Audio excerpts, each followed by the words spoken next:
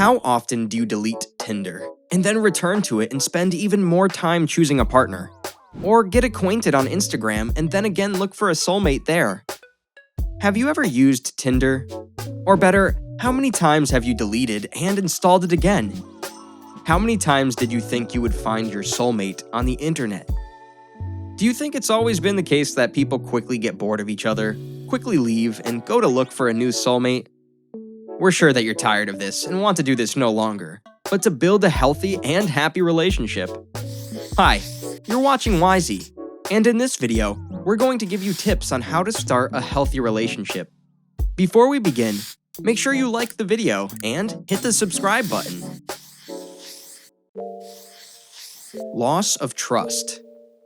On the internet, people create a personality that may not correspond to the real one. Beautiful faces on avatars, a place of work or study, all of these can be someone's fantasy. It's a nice picture, but not a person. Consumption above the senses. With each swipe to the right or left, you perceive only the picture but not the person behind it. Your subcortex allows you to decide, based on the first impression, how nice a person is. However, love at first sight is not a guarantee of creating harmonious relationships. On Tinder, we can do 100 free swipes, which reduces the value of every profile and every profile owner for you. This creates the feeling of a conveyor belt that does not stop, and it does not care if you found the right person or not. Lack of reality. There was an important study that explored how the brain of drug addicts works. Scientists ruled that the expectation of the high causes a greater release of dopamine in the addict than the high itself. In the same way, Tinder users who expect a lucky match experience euphoria at the very anticipation of meeting a charming stranger, even if it never actually happens, which makes the application seem like an addiction. We begin to appreciate something ephemeral, in essence, just a hint of reality, forgetting that life is happening right now, and with every such anticipation, you just push it into the background. And now, it's time for a quiz from Wisey. How many users do you think reported experiencing discomfort when using a dating service? A. 25%, B. 38%, C. 45%, D. 17%. And the correct answer is C. 45%. According to Pew Research Center, 45% of users said they were frustrated with online dating, and 35% said dating platforms made them pessimistic, and 25% said that using the platform made them feel insecure. Meanwhile, 28% said that dating platforms made them hopeful, 29% felt optimistic, and 32% felt confident. What else can happen while using a dating service? Unjustified expectations. The common thing is that you correspond for hours on end, always have something to discuss. The person jokes well and shows himself in the best light. And then you draw a wonderful meeting in your head. But when you meet in reality, it turns out that they're not the person of your dreams. Lack of spontaneity. Texting gives you more chances to think over the phrase, depriving the virtual conversation of any spontaneity and making it seem more unnatural.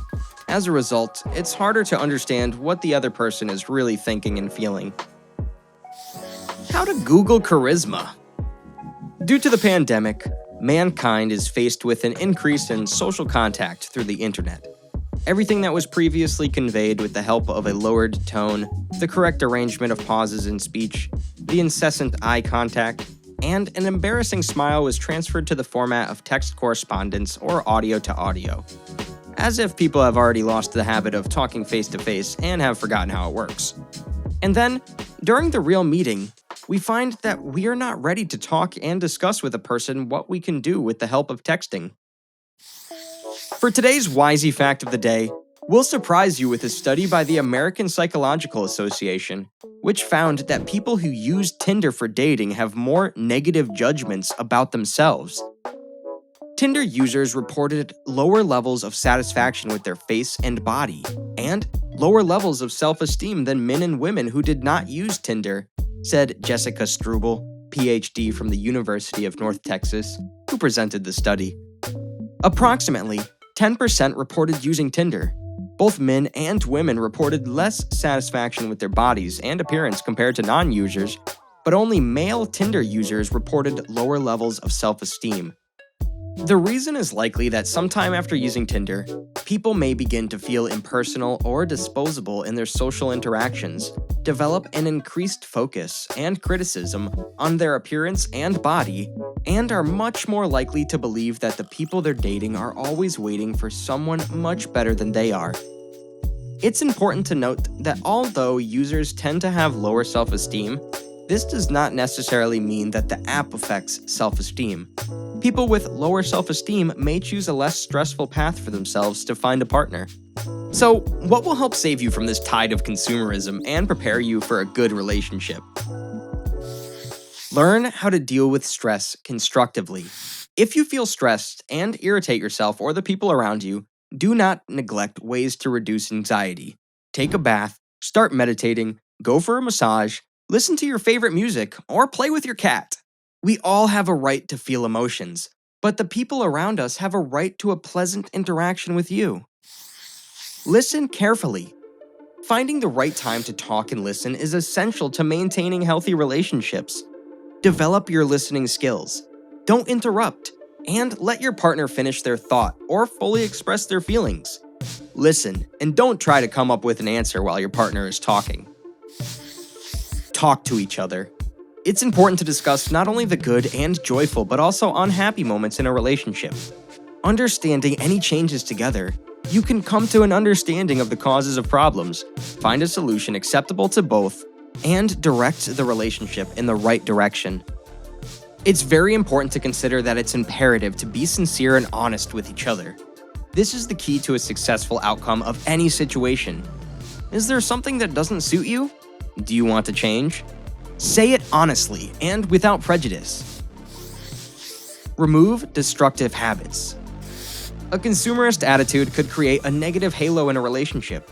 The main thing for you to realize is that relationships can bring much more benefits and positive emotions. You don't have to live with the bad habits that you've been forming all your life. Just replace them with good ones. Make a list of people who energize you and start talking to them as often as you can. This will restore the natural connection between relationships and pleasure. Start writing a new page of your life. You can safely hang out on Tinder or other dating services if you know when to stop. Now you know the consequences of using dating services and what you need to do to create a healthy relationship. The Wisey team is opening new paths for you to live your best life. Hope you liked the video, and if you did, hit the like button and subscribe to our channel. We're here for you to make your life better. See you next time.